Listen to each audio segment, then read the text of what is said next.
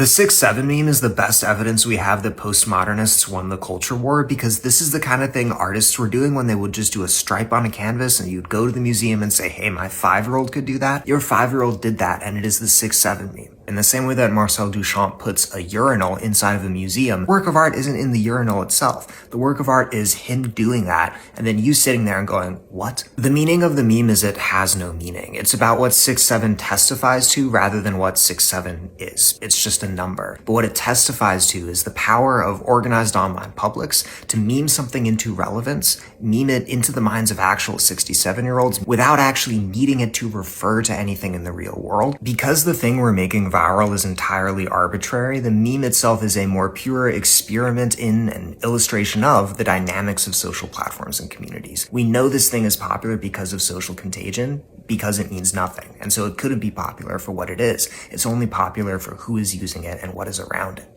A work of art like 6-7 allows us to see that context and those processes, technologies, and communities at play in a way that a meme that is about something simply can't. Compare these two paintings by Paul Cézanne. This one is clearly about a mountain. It's Mount Sainte-Victoire. It's in the south of France. This other painting is of the same mountain, but even more than that, it's a painting about colors. The mountain is just an occasion for Cézanne to put these different dashes of paint next to each other. He's getting abstract with it. And the fact that it is less about the mountain allows it to be more about the ways that we see things. Art is a tool that people use to figure out the world around them. We listen to love songs and read love poems to learn how these things feel, to cope when we're broken up with or when we're having that first flush of infatuation. In the same way, we consume memes about memes to understand how it feels to be on the internet. This sort of meta work of art, which is kind of avant-garde, kind of crazy, something that the general public was never into, is now mainstream. Now, there is a history to the 6-7 meme involving a rap song and NBA fandoms and people saying it at games, getting clipped, but most people posting the meme, I think, today are not really aware of that history.